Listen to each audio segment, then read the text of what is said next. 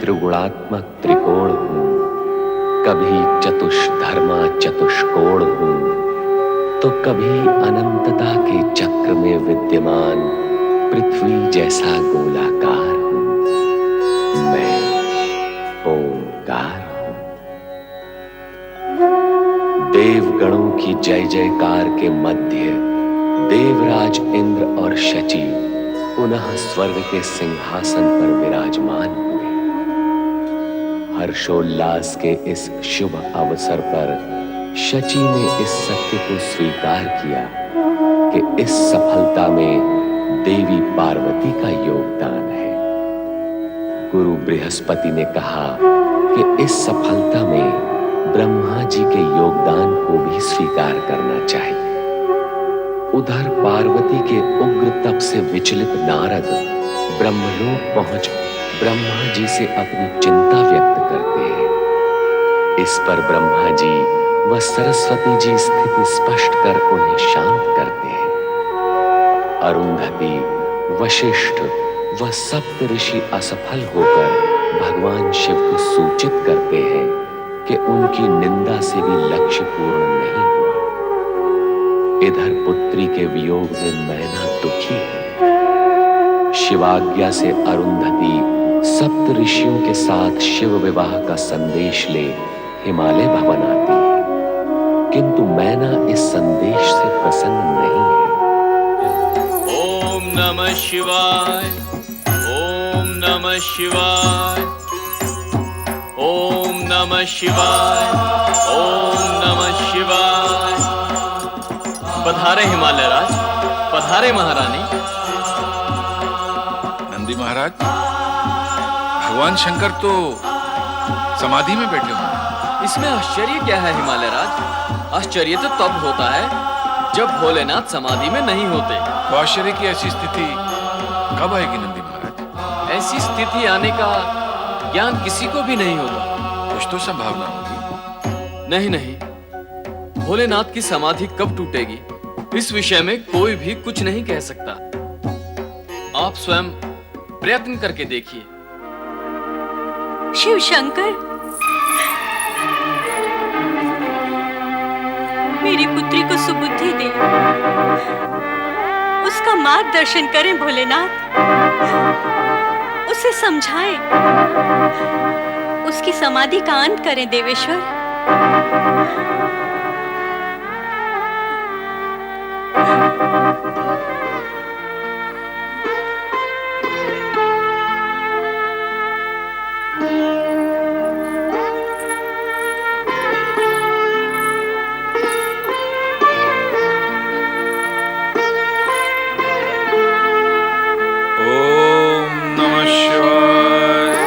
महारानी मैना शिवजी से पुत्री पार्वती को मार्गदर्शन देने और उसकी समाधि का अंत करने की प्रार्थना तो कर गई, परंतु समाधिस्थ शिवजी ने उसका कोई उत्तर नहीं दिया, क्योंकि उन्हें यह भली भांति ज्ञात था कि पार्वती अपनी तपस्या कदापि नहीं छोड़ेगी।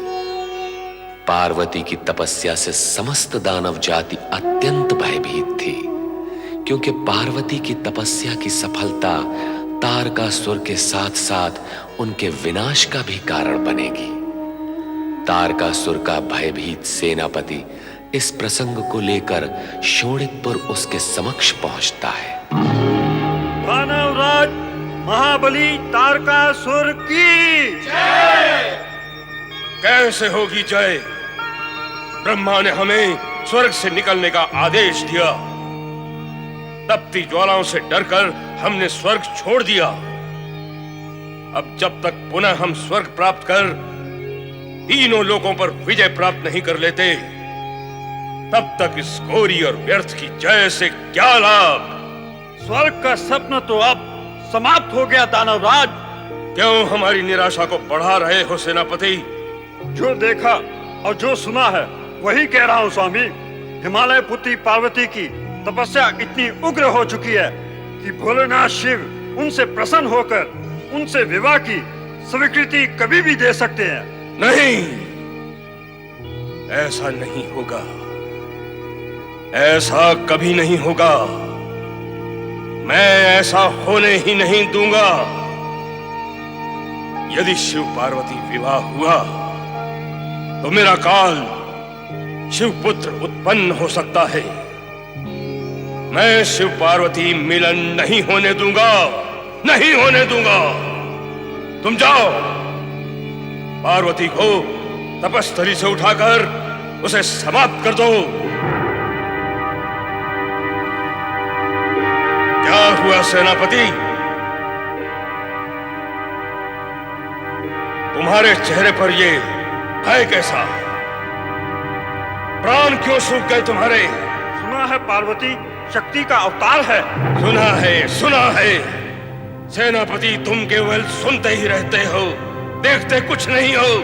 देखने वालों के मुख से ही सुना है कि यदि हमने पार्वती के साथ अप्रिय व्यवहार किया तो हमारी संपूर्ण जाति का विनाश हो जाएगा। ये भी तुमने सुना है, देखा नहीं। सेनापति, मूर्खता की सीमा से बाहर निकलकर आंखें खोलकर देखो कि जो पार्वती शिव को प्रसन्न नहीं कर पाई, उसे पाने के लिए तपस्या की जा रही है। उसमें भला इतनी शक्ति और बल कहां कि वो हम असुरों को समाप्त कर सके। तुम अपनी सेना के शक्तिशाली और भयानक असुरों को लेकर जाओ और उसे समाप्त कर दो। जाओ। मैं आपकी आज्ञा का पालन करूंगा महाबली, किंतु आप एक बार पुनर्विचार कर लें। यह सत्य है कि पार्वती शक्ति का अवतार है। उनके तप के बल और ज्वाला के कारण ही स्वर्ग से हमें यहाँ भाग के आना पड़ा था। यदि फिर उनके साथ दुर्व्यवहार किया गया तो यहाँ से भागकर हम कहाँ जाएंगे? उनके प्रति किया गया अब कर्म हमारे लिए अनर्थकारी सिद्ध हो सकता है। सेनापति, तुम कायर हो गए हो। तुम्हारी भुजाओं में अब वो शक्ति नहीं रही। जाओ, नपुंसकों के दल में चले जाओ। ऐसे कटु शब्द कह के मेरा अपमान न कीजिए महाबली। कायर और नपुंसक कहने से तो अच्छा है मैं पार्वती के क्रोध का भाजन बन के समाप्त हो जाऊं। उचित विचार तो यही है, किंतु ऐसा होगा नहीं। तुम अपने पराक्रमी सैनिकों को लेकर जाओ और समाप्त कर दो पार्वती को। न रहेगी पार्वती और न उत्पन्न होगा शिवपुत्र।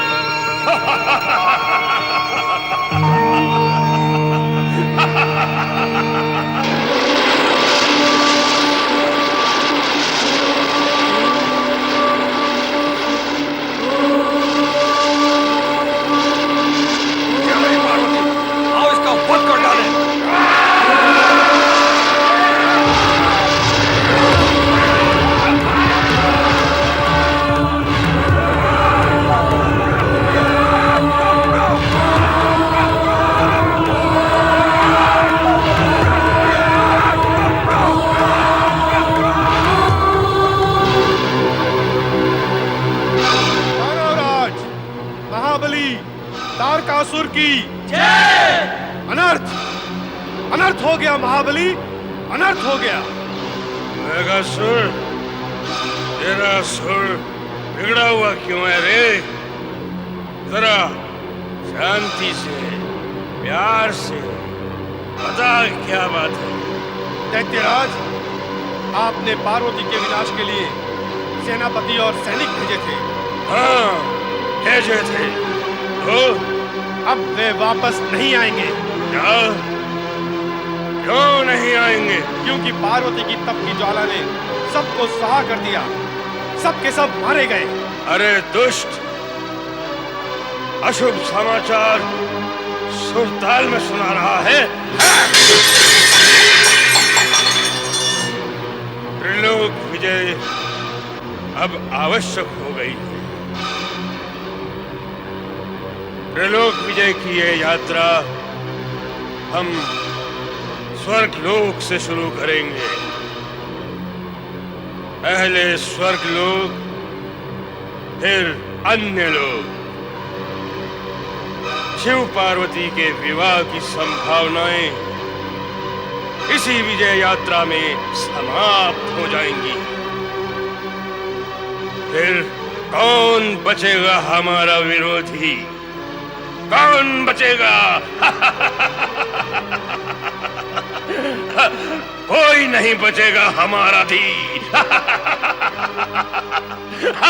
स्वर्ग पर पुनः अधिकार प्राप्त करने के पश्चात असुरों के शत्रु देवराज इंद्र अपना मूल उद्देश्य भूलकर सदा की भांति नृत्य और संगीत में मग्न हो गए। छन छन छन पायल छन के खन खन खन खन कंगना खन के छन छन छन छन पायल छन के खन खन खन खन कंगना खन के पायल छन के कंगना खन के पायल छन के कंगना खन के गीत सुनाए नवयौवन के छन छन छन छन पायल छन के खन खन खन खन कंगना खन के।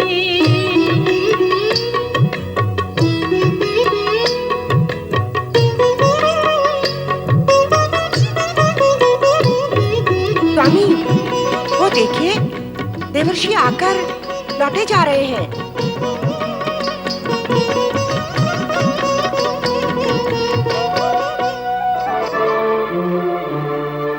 देवऋषि, देवऋषि, देवऋषि, अभी अभी आए और अभी चल दिए। इंद्र सभा में आपका स्वागत है। आइए, पधारिए। देवराज इंद्र को बधाई देने आया था, परंतु देवराज इंद्र स्वयं नृत्य और गान के विलास में डूबे हुए हैं। नारायण नारायण। आइए। नारायण नारायण नारायण, श्रीमन नारायण नारायण नारायण। प्रणाम देवर्षि। देवराज, विलास और शक्ति की शत्रुता है। दोनों का निर्वाह एक ही स्थान पर संभव नहीं होता। देवर्षि, देवर्षि, कहीं आपका तात्पर्य ये तो नहीं है कि यदि आप इस नृत्य का आनंद लेंगे तो इस विलास के कारण आपकी शक्ति क्षीण हो जाएगी और आप आशीर्वाद देने योग्य नहीं रहेंगे? प्रत्येक प्राणी पर चरितार्थ होने वाला सत्य यही है देवराज, कि विलास से शक्ति क्षीण हो जाती है, और जिसकी शक्ति क्षीण हो जाती है वो आशीर्वाद तो क्या, स्वयं के लिए मंगल कामना करने के भी योग्य नहीं रहता। नारायण नारायण। अद्भुत सत्य है। जग व्यापक सत्य है ये, शाश्वत सत्य है ये। देवराज, इस सत्य का प्रयोग स्वयं पर कर देखें। वो कैसे देवर्षि? अतीत के छोर से भविष्य के छोर तक विचार गमन द्वारा। देवराज, अतीत में विलास प्रियता के कारण आपकी शक्ति क्षीण हुई, तो असुरों ने आप पर आक्रमण कर स्वर्ग पर अधिकार कर लिया। उस स्थिति में आप वन वन भटकते रहे, कभी परमपिता ब्रह्मा, तो कभी श्रीहरि विष्णु, तो कभी भोलेनाथ के सम्मुख जाकर आर्तनाद करते रहे कि आपको तारकासुर से रक्षण प्राप्त हो। देवी पार्वती की कृपा और शक्ति से परमपिता ब्रह्मा जी ने तारकासुर को स्वर्ग से भगा तो दिया, परंतु वर्तमान में आप ये सत्य भूल रहे हैं कि तारकासुर मरा नहीं, जीवित है।